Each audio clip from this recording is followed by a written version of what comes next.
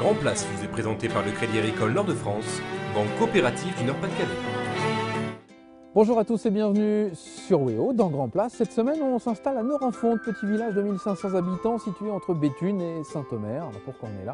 Eh bien parce qu'on va s'intéresser aux fonctions du maire. Dans quelques semaines, vous allez élire votre maire. Quel est le rôle du maire? Quelles sont les responsabilités?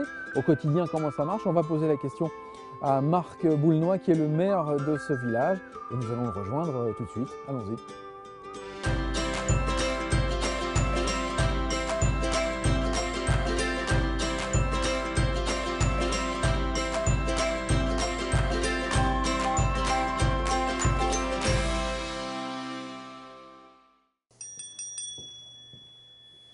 Ah bah c'est là. Bonjour. Bonjour, bienvenue à Norenfonte. Merci beaucoup, vous allez bien? Très bien. Merci de nous accueillir. J'ai vu que vous étiez Village Patrimoine. On est Village Patrimoine. Ça veut dire quoi? Village Patrimoine, c'est un label qui vient de la baie du Mont-Saint-Michel, des villages ruraux autour du Mont-Saint-Michel, qui ont voulu valoriser leur aspect touristique. C'est venu dans les Flandres, ici dans le Nord-Pas-de-Calais. Et puis, sur notre territoire, on est 5 villages qui avons été retenus pour leur patrimoine. Et ici, Norenfonte, la spécificité, c'est le patrimoine naturel. C'est-à-dire? L'eau, l'acréciculture, les puits artésiens, la nature. On verra ça dans le courant de cette émission, évidemment. Si vous deviez décrire en quelques mots Norenfonte, vous diriez quoi? Un village de 1500 habitants, un peu moins? Un peu moins de 1500 habitants. C'est un bourg qui a des services, qui a des commerces, qui a un dynamisme qui lui est propre. Et c'est un bourg rural, donc avec encore de l'activité agricole classique, de l'acréciculture qui est une spécificité sur Norenfonte, et puis des personnes qui aujourd'hui travaillent dans les services, dans l'industrie, sur le secteur. Alors si on est venu vous voir, c'est qu'on a envie de savoir comment ça se passe, quel est le métier du maire finalement. Maire d'une petite commune, le budget de Norenfonte c'est quoi? Combien à peu près? En fonctionnement, c'est 1 million d'euros. 1 million d'euros. Voilà. En sachant que ce n'est pas un métier, c'est une fonction maire. Oui, alors c'est pas votre métier. C'est pas mon métier. C'est quoi votre métier? Mon métier, je suis économiste, je donne des cours à l'université et puis j'ai une fonction qui est celle d'être maire de Norenfonte. Bon, bah justement, puisqu'on parle de changement, ça tombe bien, on va aller juste derrière. Vous êtes en train d'agrandir la mairie, paraît-il. Tout à fait. Alors, nous, on a restructuré pas mal de choses quand on est arrivé, et entre autres physiquement. Ici, c'était une ancienne perception. D'accord. Et aujourd'hui, ça devient la mairie. Allons-y. Comment vous l'avez conçu ce bâtiment? Alors, ce bâtiment-là, on l'a conçu dans l'idée d'imaginer sa vie à 20 ans, 30 ans, 40 ans, 50 ans, et donc d'utiliser des matériaux qui ne poseront pas les mêmes problématiques, des matériaux qui ont été utilisés dans les bâtiments qu'on a dû détruire, de l'amiante, des choses de ce type-là. Et donc, c'est une ossature bois, du bois, le matériau renouvelable. C'est aussi tout le travail sur les questions d'énergie, comment ce bâtiment peut être le plus autonome possible. Donc, panneaux photovoltaïques, les consommations énergétiques, l'isolation, l'utilisation du réseau de chaleur bois, biomasse qui l'accompagne. Et puis, c'est une particularité à Norenfonte, on a des problématiques de l'eau, on l'a évoqué. Et donc, comment dans ce bâtiment où on imperméabilise un sol, on va retenir un maximum d'eau. Donc, toiture végétalisée, des noues filtrantes, etc. Là, finalement, on est dans le concret quand on est écologiste. Voilà, typiquement, on y va, quoi. C'est vraiment la pratique. Ah, c'est pragmatique, là. Il faut être, par rapport aux problématiques qui nous sont posées, qui sont des problématiques, réchauffement climatique, des questions d'énergie qui peuvent paraître très éloignées. Là, c'est comment on met en pratique au travers d'un outil qui est une salle. Et comment, au travers de l'isolation, au travers du type de matériaux qu'on utilise, on va répondre à ces enjeux-là. Ça veut dire que vous l'expliquez à vos concitoyens? Alors ça, c'est un gros travail du maire. C'est que ce soit sur ça ou sur tout, il faut beaucoup expliquer, beaucoup informer, parce que les citoyens sont en attente de comprendre ce qui se passe, de comment on utilise les financements, de pourquoi on prend telle orientation. Et donc ça, c'est un gros travail d'explication, de pédagogie. L'intérêt d'un bâtiment comme ça ou d'autres réalisations, c'est que ça se voit. C'est et en rural, on aime bien voir, on aime bien toucher. Alors, on va continuer à se balader dans ce village avec vous, Marc Boulnois. Vous êtes un maire, donc c'est votre fonction, vous avez un métier à côté. C'est souvent le cas dans les petites communes. On va prendre la direction de Sizouin. On va retrouver le maire de Sizouin. Vous avez peut-être vu dans un documentaire de Marion Fiat qui s'appelait Le mal de maire sur WEO il y a quelques semaines. On va le retrouver dans son office notarial, mais aussi, et c'est important, au conseil municipal. Ça c'est pour vous, et puis après j'ai pas fini de... Là j'ai reçu les pièces pour la session de fonds et je ne me vois pas ne pas travailler. J'ai besoin d'avoir une activité professionnelle La politique, pour moi, c'est une activité à part, c'est pas ce qui doit me faire vivre.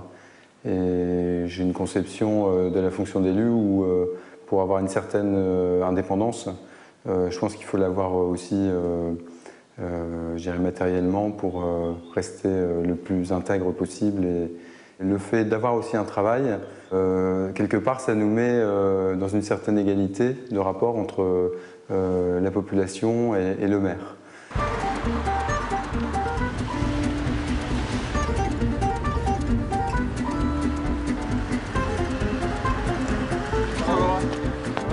Monsieur le maire, bonjour. Bonjour Martine, ça va? Ça va et toi? Oui, oui, très bien. On y va, on y va. Madame Dumont, bonjour. Monsieur Olivier, bonjour. Je vous remercie de vous être rendu disponible pour cette séance du conseil municipal du 3 juillet 2013. Il y a quelques points d'information sur les projets en cours. Pour le rond-point à Bouvines, donc les choses avancent. On a rencontré le conseil général hier. Alors le conseil municipal, c'est un moment d'échange avec l'opposition, surtout chez nous, où on a une opposition. Ce n'est pas le cas de toutes les communes. Et c'est important de pouvoir avoir aussi l'avis de gens qui n'ont pas voté pour nous. Tout le personnel est très très inquiet parce qu'il faut le savoir, il va y avoir des licenciements. Bon, ça c'est une annonce que vous faites, je ne sais pas d'où vous tenez vos renseignements. De sources sûres.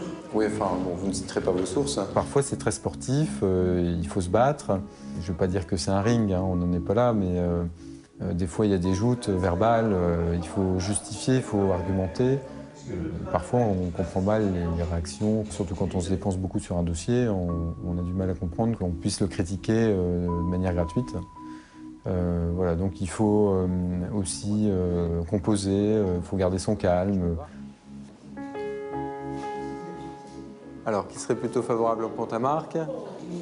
Bon. On ne s'est pas concerté avant, vous voyez? On ne s'est pas concerté. Le point numéro 7, donc on va bien faire 2 délibérations. Qui est contre, qui s'abstient, je vous remercie. Merci à tous pour votre participation au conseil municipal de ce soir. Et écoutez, à très bientôt. Merci. Franchement, je vais vous dire, en général, après un conseil, je suis lessivé. Vous avez vu, des fois, il y a des points polémiques, il y a toujours quelque chose à redire, de toute façon. On essaie de travailler quand même pour le bien, l'intérêt général, le bien commun. La décision qu'on prend, ça permet quand même d'avancer. Alors regardez ici la poste, elle est en voiture électrique, ça c'est, Oui. ça résume aussi votre... Ça a été une première dans le secteur, le fait d'avoir une voiture électrique qui livre le courrier. Donc Ouais. c'est sympa. C'est silencieux. C'est ça fait pas de silencieux, bruit. ça, tout C'est à très fait. très bien. Alors vous êtes en première ligne hein, en tant que maire, hein. La population vient vous voir pour le moindre détail, c'est une vraie fonction qui prend beaucoup de temps. C'est une fonction à la fois qui prend du temps, mais qui prend de l'intention aussi. C'est-à-dire ça demande beaucoup d'engagement, beaucoup d'écoute, beaucoup de discussions, beaucoup d'explications, aussi de s'ouvrir sur des sujets qu'on ne maîtrise pas a priori. Donc c'est ça c'est assez intense. Qu'est-ce que vous retirez de votre mandat, de cette fonction de maire? Qu'est-ce que ça vous a apporté? En tout cas, c'est très riche. C'est riche de rencontres, riche de sujets qu'on n'imaginait pas découvrir, riche d'ouverture des personnes et puis riche de découvertes peut-être de soi, mais aussi des personnes, des habitants avec qui on vit au quotidien. C'est-à-dire que vous n'êtes pas le même Marc Boulnois que quand vous êtes arrivé à la tête de la mairie? Ça, c'est sûr. Ça vous a changé? Ça m'a vous a changé, modifié ça change une personne, on est sensible aux situations qu'on rencontre, on se fortifie sur certains aspects, on se protège sur certains autres. Voilà, c'est un beau cheminement qu'il faut que beaucoup de monde puisse vivre. Quel a été votre plus beau moment, si vous deviez en choisir un? Ce qui me vient à l'esprit, c'est la petite fille qui prépare sa canne à pêche pour partir pêcher dans le cadre de l'accueil de loisirs qu'on a mis en place. Donc voir des enfants qui s'épanouissent au travers d'une action qu'on met en place. Et le plus difficile? Plus difficile, c'est au moment où on doit annoncer le décès d'un papa qui a sa fille qui s'est noyée. Très bien. Merci beaucoup en tout cas Marc pour cette découverte du métier finalement, ou de la fonction. La fonction. La fonction de maire.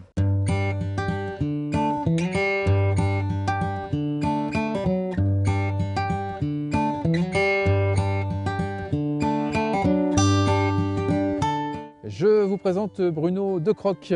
Bonjour Bruno. Bonjour Vous Laurent. êtes gritteur. On résume un peu en gros ce que c'est qu'un gritteur. Alors un gritteur, c'est quelqu'un c'est un passionné d'histoire, un passionné de racines, qui fait visiter comme un ami son village, son quartier, et qui fait découvrir le passé.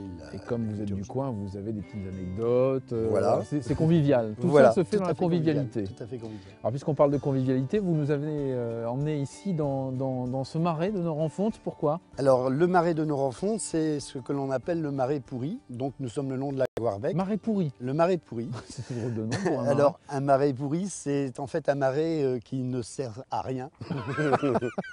Il sert à rien. Il sert à rien. D'accord. C'est que la végétation pourrit dans l'eau stagnante. Ah voilà. Et à savoir que Norenfonte est bâtie sur une pièce d'eau. Et que cette eau a été drainée par les moines au XIe siècle, par les moines de l'abbaye d'Amont-Artois. D'accord. Et donc ces moines ont creusé le Goirbec. Ce qui est là, hein, c'est voilà. le cours d'eau qui est juste à côté de nous, qui n'a pas l'air profond d'ailleurs. C'est une illusion ou bien? Alors non, c'est une demi-illusion, c'est-à-dire que c'est voulu afin de limiter l'évacuation de l'eau des bassins de Cresson, Oui. car nous avons encore des créciculteurs. Et les créciculteurs qui ont eu une activité assez importante à Norenfonte. Il y en avait combien ici? Oh, il y en a eu plus d'une vingtaine.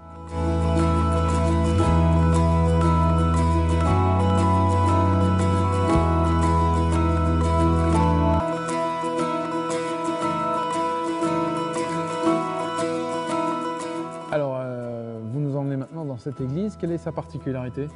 C'est le seul vestige, c'est le principal vestige qui nous reste dans la commune.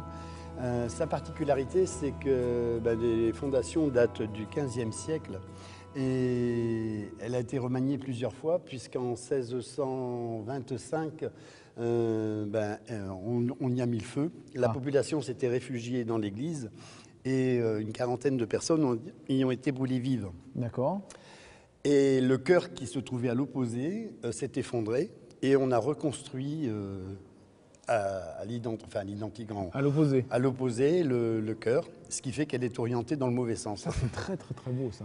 A une très jolie nervure. Ouais, ça c'est magnifique. Avec le blason de la famille de Wiscock, originaire de Bomy, qui était la seigneurie de Norenfonte. Vous, qu'est-ce qui vous plaît en fait finalement? C'est l'histoire du village ou c'est l'histoire en général? C'est de découvrir le passé justement du village qui a disparu, puisque les archives ont brûlé lors de la dernière guerre. Et de mener ça un peu en enquête policière, quoi. C'est une vraie enquête policière? Oui, c'est une enquête, puisque au travers des témoignages de la population, on arrive à retrouver certains éléments et à les faire corréler avec d'autres faits qui se sont passés dans la région, avec les villages aux environs. En tout cas, merci pour cette découverte. Je vous en prie. On peut vous contacter puisque vous êtes gritteur si on a envie de visiter Norenfonte. Oui, tout à fait. Vous tapez Gritters du Pas-de-Calais. Ou alors vous allez carrément me voir sur le site Norenfonte Terre d'Artois. Voilà, merci beaucoup en tout cas de nous avoir reçus. On va aller faire un petit tour du côté de Aire-sur-la-Lys. On va aller chez les pompiers.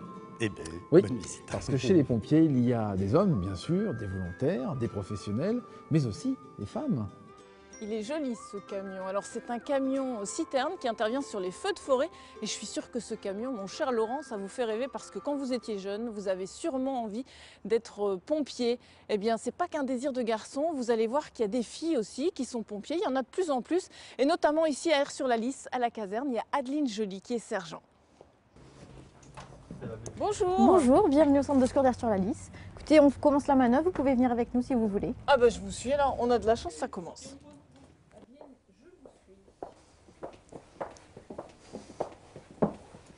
Je vous présente le capitaine Declerc, qui est le chef de centre. Ah bah je vais en profiter. Bonjour capitaine. Bonjour.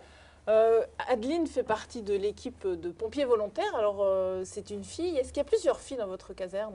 Oui, tout à fait. Donc au centre de secours d'Aire-sur-la-Lys, nous comptons actuellement 7 sapeurs-pompiers volontaires féminines. Alors à Aire-sur-la-Lys, vous avez énormément de volontaires dans votre équipe? On approche les 100 volontaires. Et effectivement, c'est un centre de secours mixte. Donc pour expliquer brièvement, donc 16 sapeurs-pompiers professionnels et une petite centaine de sapeurs-pompiers volontaires qui font vivre chaque jour le centre de secours. On doit être en capacité d'armer 10 personnes journalières. Donc sur ces 10 personnes, on a à peu près 3 à 4 sapeurs-pompiers professionnels qui constitue l'ossature de la garde, et les sapeurs-pompiers volontaires viennent en complémentarité. Adeline, qu'est-ce qui va se passer là? Donc là, on va faire manœuvre. Donc chacun va intégrer son véhicule et puis ensuite on fait la manœuvre. C'est une manœuvre particulière? Vous avez mis une tenue particulière? Ça, c'est la tenue de feu en fait, ou la tenue de travail. Donc on va faire avec le fourgon et l'échelle pour faire un sauvetage de victimes. Alors les manœuvres, ça fait partie du quotidien quand vous êtes ici à la caserne? Voilà, tous les jours à la garde, on fait une manœuvre.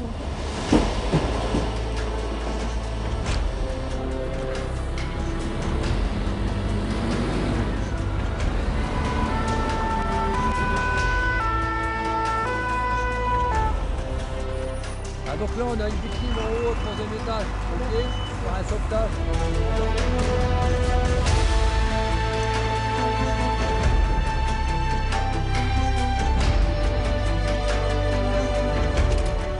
Qu'est-ce qui va se passer maintenant, Adeline? Vous êtes arrivée sur le lieu. Voilà, donc là, on va s'occuper de la victime pour pouvoir la redescendre. Alors ici, on est en intervention. Est-ce que c'est vraiment différent, j'imagine, sur le terrain? Vous ne connaissez pas du tout les lieux? On s'adapte. C'est pour ça qu'on apprend, qu'on essaie de faire à chaque fois sur des endroits différents pour pouvoir justement savoir s'adapter le jour où... Qu'est-ce qui vous plaît dans ce métier? La diversité, le travail en équipe. Ça fait 10 ans que vous faites ça et c'est toujours la même envie? Ah oui, et je ne changerai pas. Et ce travail en équipe, alors ça veut dire que chacun est indispensable? Oui, chacun a son rôle, chacun a sa mission. Et c'est jamais la même chose? Non.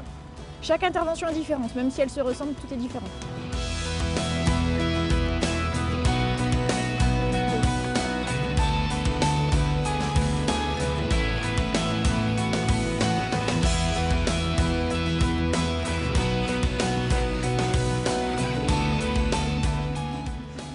C'est le fait de vouloir être pompier qui m'a fait devenir infirmière en fait. Aider les gens, c'est ça qui vous motive ou... Oui, c'est ça, il y a de ça. Soigner, aider. Mais la priorité première pour moi, c'était de devenir sapeur-pompier. Ça remonte à loin, là. Je crois que c'était à l'âge de 10 ans. Voilà, c'est ça, j'avais 9-10 ans. Comment ça m'est arrivé, je sais pas, mais c'est arrivé, c'était reparti. C'est ça, souvent les petits garçons, ils ont envie d'être pompiers, et puis vous, là, c'était la petite fille. Voilà. Les parents ont réagi comment? Au début, ils m'ont dit ça te passera, c'est comme n'importe quel enfant de 10 ans. Hein. Et puis ils ont vu que ça persistait, donc ils m'ont encouragé, ils m'ont soutenu. On a fait une clé d'arrêt. En même temps que tu déploies tes stabilisateurs, tu ouvres ta plateforme. Ça te permet de gagner des secondes qui peuvent être précieuses sur le sauvetage. Sinon, après... Alors vous voyez, hein, c'est pas simple tous les jours d'intervenir comme ça. Alors aujourd'hui, on est en manœuvre. Adeline, cette manœuvre, elle s'est bien passée? Il y a eu un petit débriefing là? Oui, on a fait le débriefing comme à chaque retour de manœuvre, comme en retour d'intervention, où on discute de ce qui a été, ce qui n'a pas été. Vous avez 10 ans de pratique là, oui. En tant que pompier volontaire. Il y a quand même un petit pincement quand on part en intervention, quand on sait qu'on va sur un incendie ou un accident? On a la montée d'adrénaline parce que c'est l'intervention, mais pas spécialement le pincement, quoi. On fait et puis on fait ce qu'on a appris à faire. Ce sont des gestes, ce sont des automatismes. Voilà, oui. Adeline, après une intervention ou une manœuvre, j'imagine c'est la douche, c'est ça? Voilà, c'est ça. Bon, je vous laisse là-bas. Merci en tout cas de nous avoir accueillis. Puis bonne douche et bon rhabillage alors. Merci. Voilà, puis moi je remercie toute l'équipe des pompiers d'Ars-sur-la-Lys de nous avoir accueillis et de nous avoir permis d'assister à une manœuvre aujourd'hui. De retour ici à Nord-en-Fonte, on est le long de cette route qui va de Béthune à Saint-Omer. C'est pratique pour aller faire ses courses chez nos amis du Rendez-vous Fermier. Alors ça, c'est un magasin qu'on va aller voir dans quelques instants. En fait, ce sont des producteurs qui se sont réunis pour vendre directement leur production. Le bâtiment a été rénové par la mairie il y a quelques temps. C'est l'une des particularités de nombreux villages, l'idée conserver ces commerces ou essayer de les faire revenir. C'était le cas il y a quelques temps à Ondegem où on s'est battu pour faire revenir la boulangerie.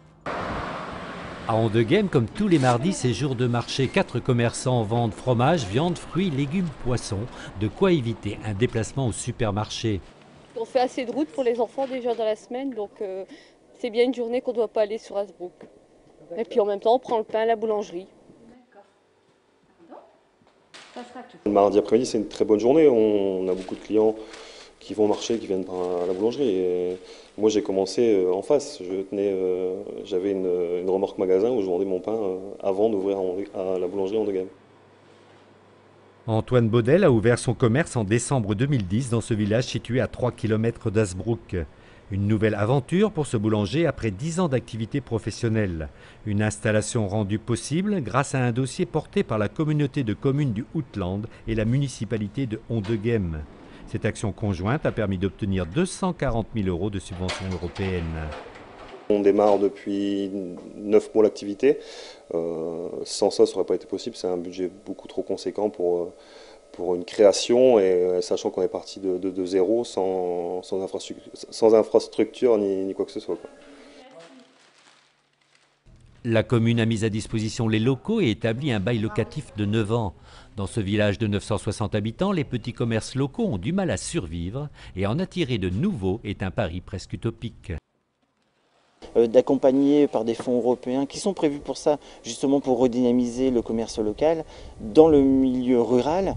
C'est une vraie opportunité, non seulement pour le commerçant qui souhaite s'implanter, nous c'est une vraie opportunité au point de vue de la commune pour créer un service de proximité ou de les garder. Nous avons eu une absence de boulangerie-pâtisserie durant plus de 40 ans.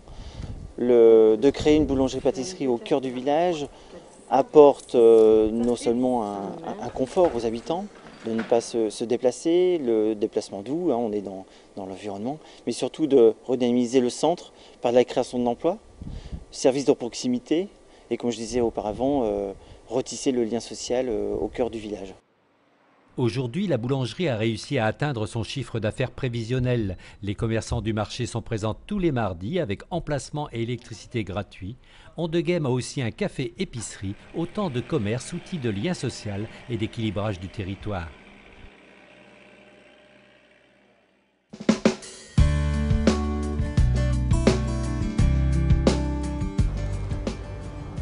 Bonjour. Bonjour. Voici donc au rendez-vous fermier. Bonjour Dominique. Bonjour. Ça va bien? Ça va, ça va. Merci de nous accueillir chez vous, dans votre belle boutique. C'est une très belle boutique ici. Vous êtes producteur de quoi, vous? Moi, producteur de produits laitiers. Ah, ici. Ouais. Qu'est-ce que vous faites dans votre ferme? Alors, ce qu'on fait, c'est ce qui est fromage blanc, si on prend par étagère, après du beurre, des crèmes dessert, des yaourts avec des confitures à l'intérieur, et après le yaourt ferme nature ou aromatisé. Tout ça, ça sent bon, on a envie de manger, de tout goûter. Patienter un petit peu dans ce cas-là. Ah, vous avez prévu une petite dégustation? Ah, une petite, oui. Bon, bah d'accord. Alors, Ouais. quel est le principe de ce magasin? Alors, le principe, c'est une association de 12 agriculteurs et on assure une permanence hebdomadaire et chaque producteur ramène ses produits, les met à disposition et de plus, tous les produits sont fabriqués par soit par le producteur ou sous la responsabilité du producteur. C'est vraiment un produit qui est fabriqué à la ferme. Le fait de se réunir dans un magasin, on voit parfois des produits vendent à la ferme où le fermier vend directement sa production. Quel est l'intérêt finalement de se regrouper dans un magasin? Si vous voulez, ça permet d'avoir une plage d'ouverture beaucoup plus importante. Le fait de tenir une permanence hebdomadaire, ça nous permet d'être à tour de rôle pour servir au niveau de la vente. Et en même temps, on reste aussi chez nous pour produire. Parce que notre gros souci, c'est qu'une journée ne fait que 24 heures. Et comme promis, voici un petit peu le plateau de dégustation. Valérie est en train de préparer. Merci Valérie, c'est bien. Alors qu'est-ce qu'on a là? Alors ici, on va commencer par la rillette de porc. Ah, c'est bien ça. Ça, c'est un producteur de Bomy. Ah oui. Oh, très bien. Prenez pas vous. Oh, allez. Allez quand même, si. Ouais, mais je pourrais plus parler aussi. Voilà. je prendrai après. Non, ça c'est absolument délicieux. Vous disiez, c'est important d'avoir la relation avec le client quand il vient. Qu'est-ce que ça vous apporte, vous, en tant que producteur, d'avoir cette relation? Eh bien, c'est justement, par exemple, on va parler de la rillette. Cette rillette-là, vous ne la trouverez nulle part ailleurs, dans la mesure où c'est vraiment fabriqué de façon artisanale par un agriculteur, avec sa propre recette, avec ses animaux qui ont été élevés de façon traditionnelle, et en aucun cas, ça a une forme industrielle. Et le producteur, si toutefois vous souhaitez le rencontrer, vous venez mardi après-midi, ce sera lui qui sera là, et il pourra vous expliquer vraiment dans tous les détails Je ne vais pas dire ses secrets de fabrication, mais sa fabrication. Au niveau de la commune, leur souhait c'était de redynamiser le village. Et ben, pour eux, je pense que ça a été une réussite. Ça occasionne de la vie dans le village. Ça permet, je vais dire, pour certaines personnes, un service de proximité pour dire de trouver une grande partie des produits alimentaires proches de chez soi. Et puis après, pour des personnes qui sont à la recherche de produits de qualité et de produits fermiers, ben, c'est tout en un. Merci beaucoup en tout cas de nous avoir reçus. C'est ouvert pratiquement tous les jours. Hein. Alors c'est ouvert lundi, mardi après-midi et du mercredi au samedi, le matin et l'après-midi. Alors je vais faire une petite course et pendant ce temps-là, on va aller faire un petit tour du côté de Bosgem. C'est en Flandre évidemment, pas très loin d'ici. On va découvrir un passionné qui a décidé de se lancer dans une aventure un petit peu particulière, mêler à la fois l'art et le vin. Aujourd'hui dans Grand Place, on va vous faire découvrir un lieu atypique, le 11 bis, où l'on vous propose de découvrir des artistes et de goûter du vin. Philippe Leclerc en est le propriétaire, on va le rejoindre dans sa cave.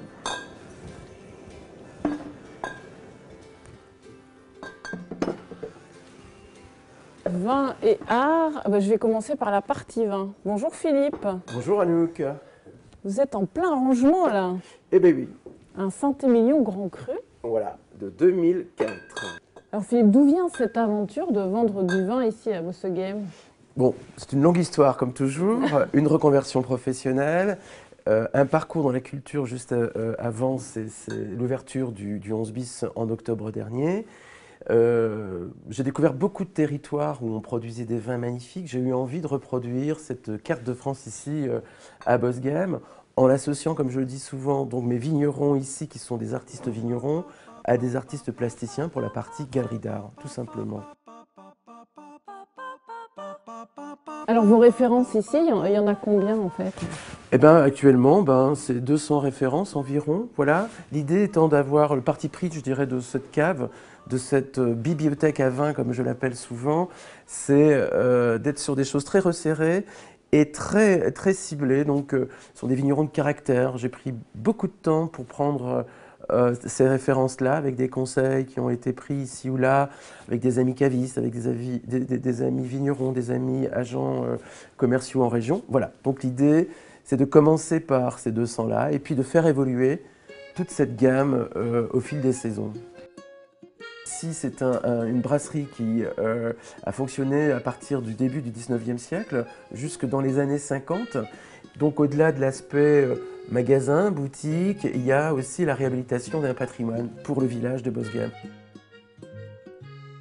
C'est surtout un lieu de convivialité, de découverte, à la fois des découvertes œnologiques, mais aussi c'est ce que provoque le vin lorsque vous le proposez à vos amis autour d'une table. C'est de la convivialité, c'est de l'évasion, c'est de ces accords mets et vins que j'apprécie aussi énormément parce que bon, voilà, on aime ce côté un petit peu raffinement à la française. On le sait, je l'ai toujours dit, c'est un produit culturel avant tout et qu'on a grand plaisir à partager avec ses amis. Puis voilà, ça crée ce petit, alors toujours bien entendu à consommer avec modération. Grande modération. Bien sûr.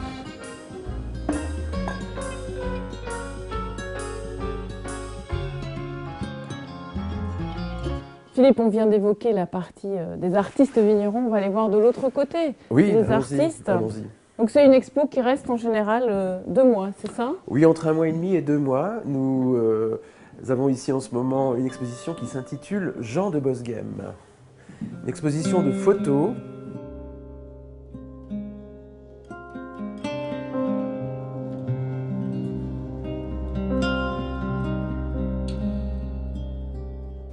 Alors Philippe, c'est une expo photo sur les gens du village en fait. Oui, tout à fait, qui a été commanditée par la commune il y a 8 ans de cela. Elle a été exposée pendant un bon mois à la salle des fêtes du village. Cette exposition renaît sur les murs du 11 bis et je pense que c'est un moment très émouvant puisque bon nombre de personnes sont venues la revoir, des amis, des voisins, les personnes photographiées aussi. Les enfants ont grandi, ça c'est extraordinaire, de voir ces jeunes enfants, ados et de jeunes adultes aujourd'hui sont venus aussi avec leurs parents. Voilà.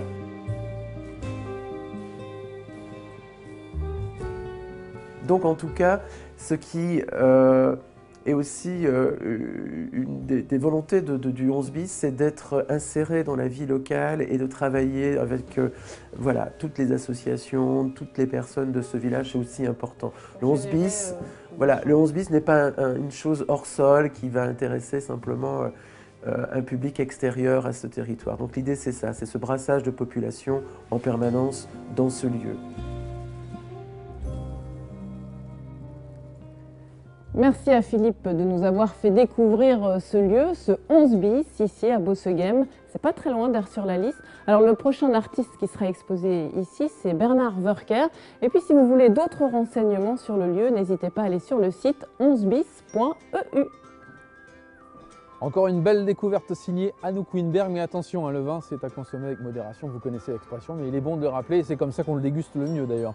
Vous ne bougez pas, on va marquer une petite pause, juste 3 minutes, et on revient pour la suite, toujours ici à Norenfonte.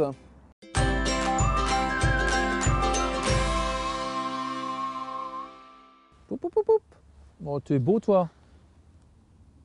De retour dans Grand Place avec mon nouvel ami. Pour la deuxième partie, nous sommes toujours à Norenfonte, petit village situé entre Béthune et Saint-Omer. On s'intéresse, vous le savez dans cette émission, entre autres aux problématiques du maire, à ces villages qui parfois ont du mal à garder leur commerce. Alors on parle de villages, mais pas seulement. Le phénomène arrive aussi maintenant et malheureusement dans les villes, exemple à Arras. Après 10 années passées au cœur de la ville d'Arras, c'en est trop pour Philippe Sagot. À 51 ans, ce poissonnier baisse le rideau. Depuis 2 ans et à peu près 3 ans, on a une perte de chiffre d'affaires relativement importante suite à la désertification du centre-ville. Les clients ne viennent plus. C'est vrai qu'on a une place magnifique, mais malheureusement, elle ne nous rapporte pas grand-chose, surtout pour mon activité du poisson, qui est une activité délicate. Un exemple parmi tant d'autres dans le centre-ville d'Arras. Difficile en effet de ne pas remarquer les commerces fermés, en attente de reprise, les liquidations totales avant cessation d'activité. Crise économique, problèmes de stationnement ou développement des grandes surfaces en périphérie, les raisons sont multiples et inquiètent les commerçants. Qu'on développe le commerce de périphérie, soit, mais qu'on fasse quand même une étude au préalable pour savoir si le marché local va pouvoir absorber autant de commerce. Là, le développement a été complètement faramineux sur peu d'années et donc ici, on a un peu souffert. En ce moment, c'est sûr que c'est un peu calme. Ça fait depuis septembre que le commerce est vachement diminué. C'est quand même un peu inquiétant. Après, on se dit que Arras, c'est une belle ville, on est quand même en plein centre-ville. Donc j'espère que tout ça, ça va pas mourir. Un problème que la ville a décidé de prendre à bras-le-corps, un pacte pour le commerce vient d'être adopté. Il prévoit notamment des mesures incitatives concernant les baux commerciaux. Nous avons décidé d'avoir un droit de préférence sur les locaux, sur certains locaux vacants, avec un double objectif, la réhabilitation des logements, mais également la baisse du prix du bail commercial à titre d'exemple. Le mal qui touchait jusqu'à maintenant les campagnes atteint désormais les centres-villes, un problème qui concerne un grand nombre de villes de la région. Alors voilà, regardez ce magnifique cresson. Cresson qui a un goût particulier, comment on peut le définir, le goût Cresson, il y a un petit goût piquant, un petit goût poivré. Ouais. Bon, c'est excellent aussi. Hein. C'est bon pour la santé. C'est excellent pour la santé, puis excellent au goût aussi. Hein. Bruno, vous êtes ici à Norenfonte depuis combien de temps alors dans cette cressonnière? C'est la 26e année que je cultive à Norenfonte, ouais. À mon compte. À votre compte, parce voilà. qu'avant vous travailliez pour quelqu'un d'autre. Avant j'ai travaillé 2 ans pour un cressiculteur aussi, mais sur Norenfonte, parce que lui il y avait les cressonnières ici au-dessus. Alors il y avait à la grande époque une trentaine de cressiculteurs, aujourd'hui vous êtes plus que 3, hein, me semble-t-il. Sur Norenfonte, ouais. Il y a eu un moment, il y en avait pas mal de cressonnières, hein, mais il y a beaucoup de cressonnières qui ont été arrêtées. Ouais. Et maintenant c'est devenu soit des étangs, bien... Les jeunes qui veulent faire ça, ça les intéresse plus trop. D'ailleurs il y a des enfants de producteurs, quand le père y est arrêté, les enfants ils n'ont pas voulu reprendre le métier. C'est un métier difficile? De toute façon, quelqu'un qui n'aime pas, il ne peut pas le faire le métier, parce que vous voyez un peu le truc, c'est qu'on est toujours les pieds et les mains dans l'eau, par tous les temps. Donc quand le temps y est bon et qu'il fait bon, ça va. Mais par contre, comme lundi, il y avait de la neige, il tombait des grêles.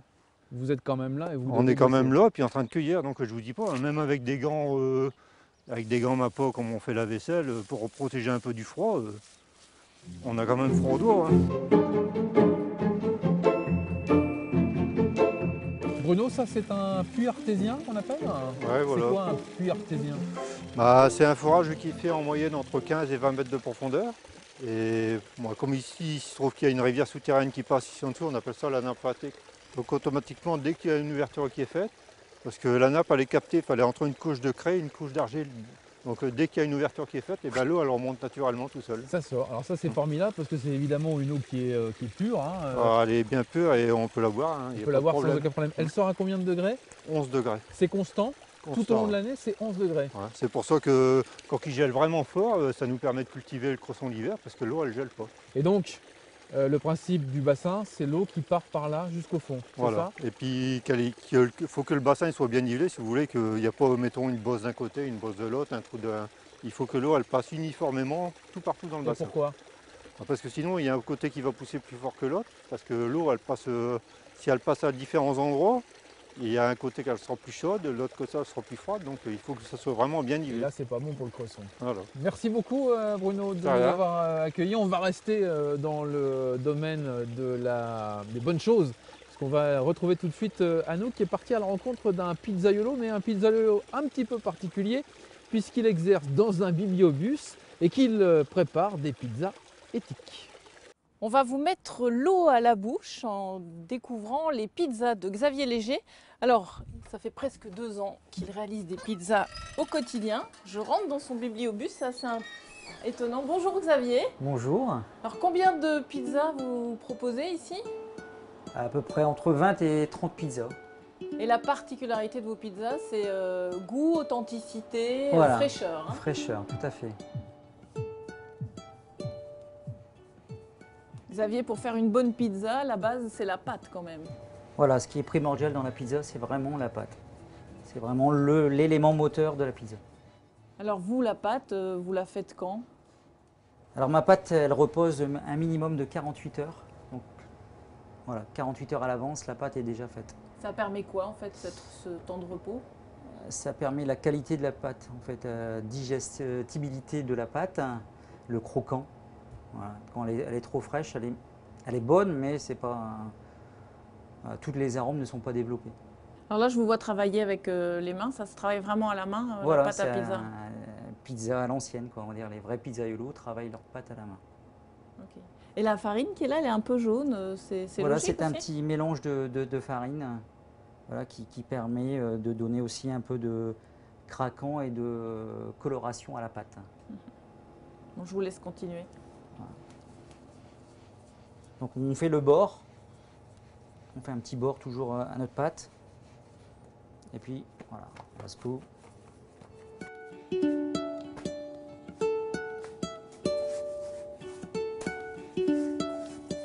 Votre pâte, vous la travaillez comme ça devant les clients?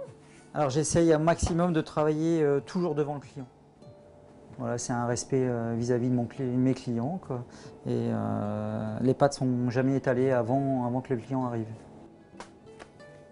C'est utile de tourner la pâte comme ça? Pour la pâte, oui, pour qu'elle se développe mieux, on lui donne un petit tour et hop, il n'y a pas besoin de prendre un rouleau ou une machine. Vous voyez, elle s'agrandit de toute seule.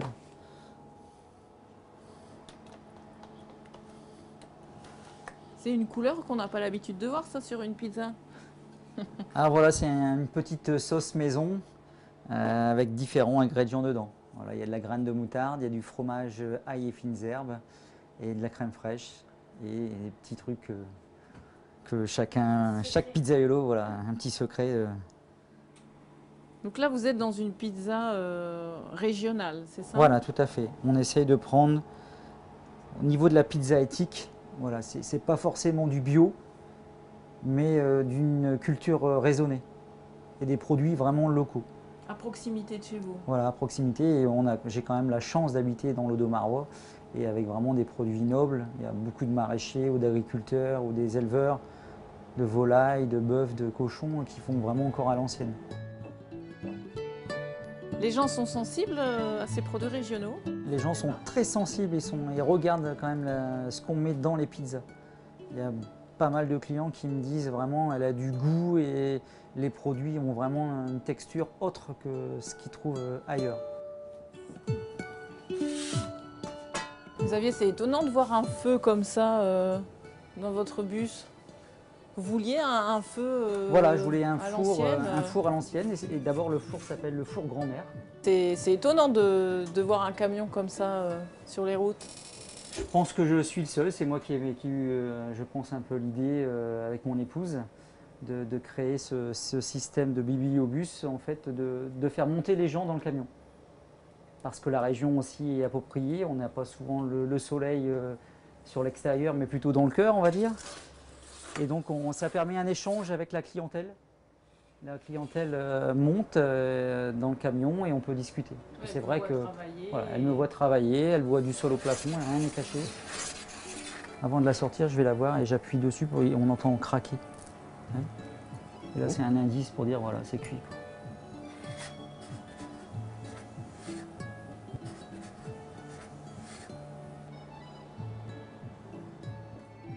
Voilà, je vais pouvoir déguster la fameuse Lily Pizza. Alors si vous voulez goûter les pizzas de Xavier Léger, eh bien rendez-vous ici dans la région, dans différents villages comme Bienque, Longness ou Arques. Ou bien si vous voulez aussi, vous pouvez solliciter les services de Xavier à domicile, puisqu'il vient avec son bibliobus vous préparer des pizzas.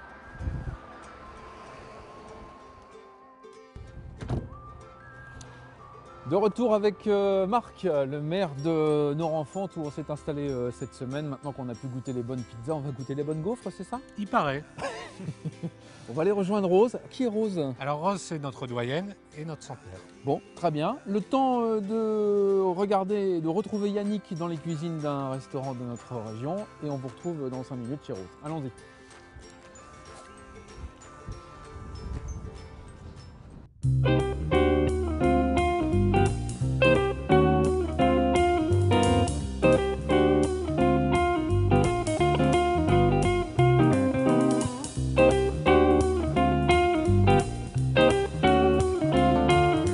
Bonjour à tous, bonjour Laurent. Aujourd'hui, c'est du sérieux. On est chez une des 10 plus belles tables du Nord-Pas-de-Calais et je pèse mes mots. Thierry Vidant, bib gourmand depuis 18 ans. Alors écoutez ça. Et on va me dire, bien manger, ça coûte cher. Bib gourmand, ça veut dire un menu à 30 €. Mais aussi, tous les midis ici, un menu à 19 €. Et le midi en semaine, on peut manger un plat, un café gourmand pour 16 €. Alors, poussez les portes des beaux endroits et venez voir avec moi en cuisine. On va aller à la rencontre de Thierry Vidant. Suivez-moi.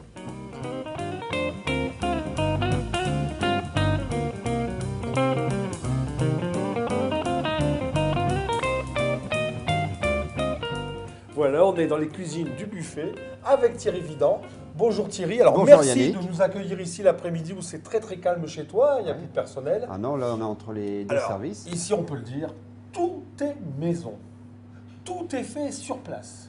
Tout à fait. Même ton pain. Même le pain. Alors qu'est-ce que tu fais dans notre maison? On fait tout, on fait les glaces, les sorbets, de la mise en bouche jusqu'au dessert. Et que du frais. Et que du frais, et une cuisine qui va avec le rythme des saisons. Voilà, on suit les saisons. Alors justement, pour cette saison, ici on est au mois de janvier, en plein hiver, qu'est-ce que tu nous as fait? Bah là j'ai choisi les Saint-Jacques boulonnaises, parce qu'on est vraiment au cœur de la saison des Saint-Jacques, elles sont magnifiques. On le voit, elles sont nacrées, elles sont très très belles, elles sont charnues. Alors l'intitulé de notre recette?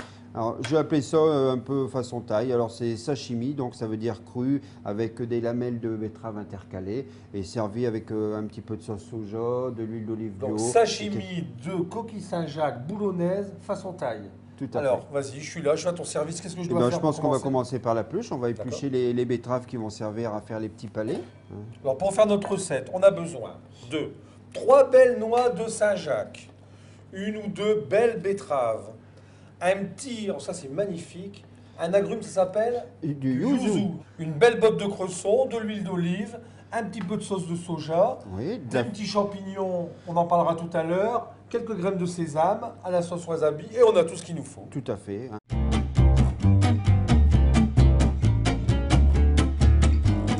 Et maintenant, on passe à la toilette. Petit nettoyage d'hiver. Je fais des lamelles très fines de betterave blanche. On les superpose et on va les découper avec l'emporte-pièce. Ça te fait des petits palets que tu mets dans la glace. Ça va leur permettre de se raidir. Une fois que tu les as mis dans la glace, tu les plonges bien en dessous Comme ça, et tu peux faire ça pendant, on va dire, un quart d'heure avant ta préparation. Comme ça permet à tes betteraves de bien... Un bon quart d'heure. Un bon quart d'heure pour bien leur donner beaucoup de fermeté. Tu fais ça le jour où tu as tes invités, tu le fais au matin pour le midi, ça ne bouge pas, ça reste impeccable. Et hop, et au frigo pour un quart d'heure. Alors, maintenant, on va faire la vinaigrette. Donc, Yannick, on met un petit peu de sauce soja. À peu près une cuillère à soupe? Oui, même pas. Une cuillère à soupe. On va dire, si tu mets une cuillère à soupe, tu mets 4 cuillères à soupe de 1 pour 5. D'accord. Hein. Ton huile. 5 cuillères à soupe d'huile ou 2 cuillères, on va dire 2 cuillères à soupe de soja x 5, 10 cuillères à soupe d'huile. Voilà. Maintenant, tu peux mélanger.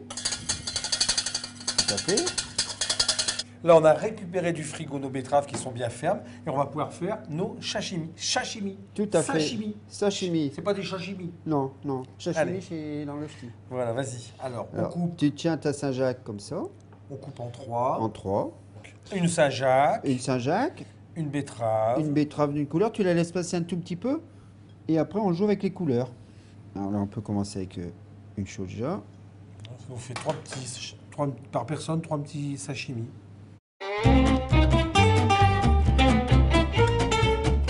On va les dresser en cercle sur l'assiette, au centre.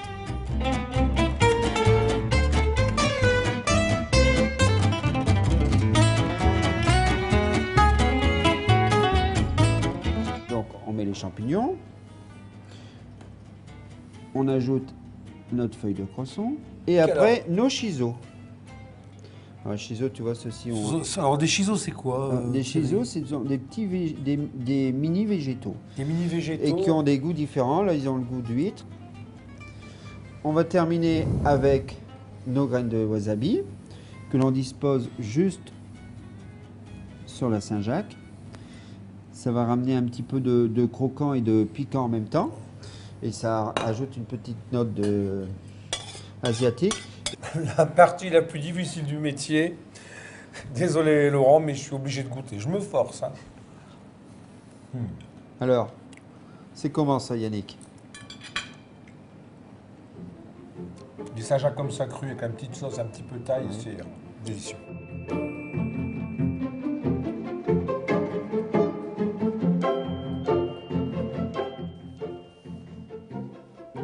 Bonjour Rose. Ah, eh ben voilà. Bonjour. Bonjour mon garçon. Moi, je vous fais la bise. Hein. Bah voilà. Dites-moi, il paraît que vous avez prévu des gaufres pour nous. On est... Comment? Il paraît que vous avez prévu des gaufres pour nous. Oui, c'est ça. Ah, oui. Ça c'est bien, ça c'est bien, ça c'est très très bien. Alors donc voici notre centenaire. Voilà notre centenaire, notre doyenne du village. Alors 100 ans pour vous, 101 ans bientôt? Oui. Oui. Alors vous êtes originaire de Norenfonte. Ah bah oui, mon enfant. Oui. Vous avez toujours vécu ici? Et comment? Vous avez toujours vécu ici? Ah oui. Non, jusqu'à 20 ans. Ouais. Après, bon, comme tout le monde, j'ai changé. Je suis allé à Meurchin, à Verdoin, Roelcourt, près de Saint-Paul. Et vous êtes revenu ici à Norenfonte? On a bâti, oui. Pourquoi? L'amour du village, certainement. Qu'est-ce que vous avez fait comme métier? Ménagère. C'est bien ça. Bah oui, alors. Est-ce que vous avez eu une belle vie? Très. Moi, j'étais très heureuse. C'est parce que vraiment, la maladie a fait des dégâts, mais si. Je peux dire que j'ai été heureuse. Bon, alors vous êtes centenaire. Qu'est-ce que vous avez fait pour devenir centenaire? J'en sais rien. Vous avez un secret? C'est l'hérédité. L'hérédité. Ce n'est pas un régime particulier? Non, je ne fais pas d'excès, mais je vis comme tout le monde, une vie simple. Et joyeuse, vous avez l'air d'avoir beaucoup d'humour. Si, peut-être, oui. Rose, ici, la centenaire de Norenfonte. Merci beaucoup, Rose, pour les gaufres. On va les goûter, ces gaufres. Merci, Marc. Ah oui, c'est toujours bien de manger quelques gaufres. On va vous saluer, remercier pour votre accueil ici à Norenfonte. Les élections municipales, c'est bientôt, c'est en mars? C'est en mars, le 23 mars. 23 mars pour le premier tour et le deuxième? On suivra ça bien évidemment avec vous sur WEO, la télé Nord-Pas-de-Calais. Merci à tous. La semaine prochaine, dans l'ambiance du carnaval de Dunkerque. Ah, le carnaval de Dunkerque, on va s'amuser. Ah oui, là, ça remue, hein. Ça rigole pas, attention. Allez, merci à tous. Bye bye.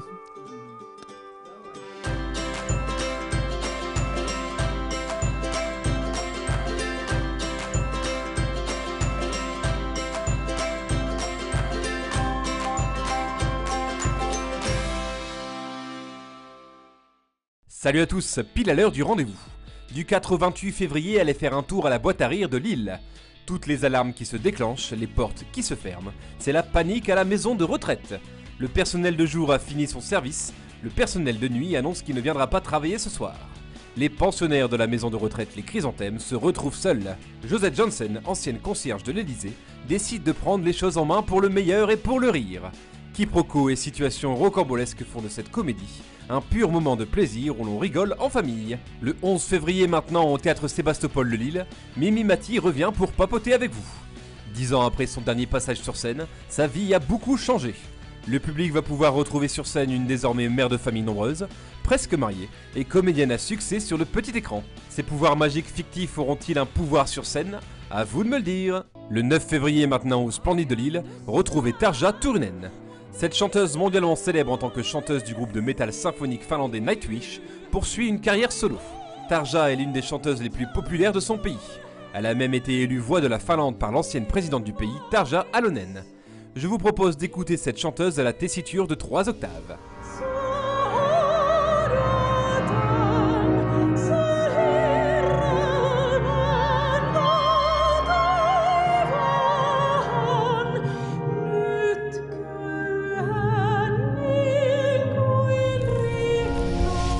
Le 10 février au Botanique de Bruxelles, venez applaudir les Anglais de Maximo Park. Ce groupe de rock britannique de Newcastle formé en 2000, autour du chanteur Paul Smith, est souvent comparé au groupe Pulp et Franz Ferdinand. Maximo Park sont avec The Future Heads, la réponse du nord-est de l'Angleterre au post-punk revival des années 2000. Assez parlé, je vous propose d'écouter.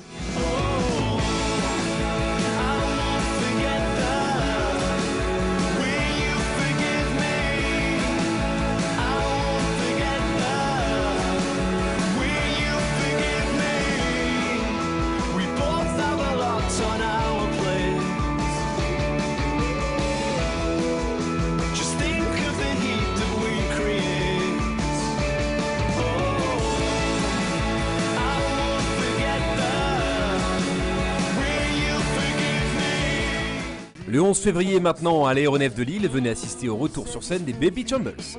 Pour fêter les 10 ans du groupe et après 5 ans d'absence, Peter Doherty, qui accumule de nombreuses expériences en solo ainsi que différentes contributions artistiques, retrouvera donc ses acolytes Drew McConnell à la basse, John Robinson à l'écriture, Stephen Large au clavier, Jamie Morrison à la batterie et Mick Wisnail à la guitare. Ne manquez pas ce concert événement. Tout de suite, un petit extrait pour vous rafraîchir la mémoire.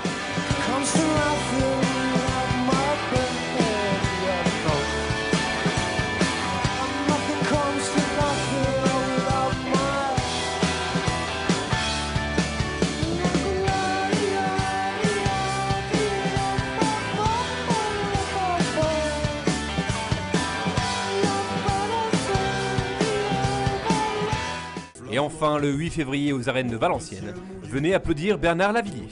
Ambassadeur des couleurs, du mouvement et des échanges, il fait résonner la chanson française avec un mélange des genres et des cultures.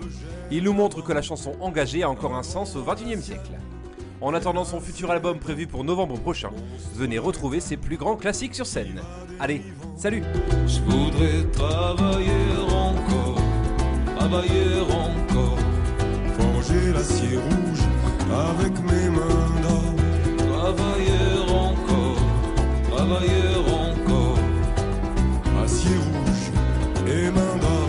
J'ai passé ma vie là, dans ce habit noir, mes poumons, mon sang et mes colères noires. Horizon barré là, les soleils très rares, comme une tranchée rouge saignée sur l'espoir. Grand Place vous a été présenté par le Crédit Agricole Nord de France, banque coopérative du Nord-Pas-de-Calais.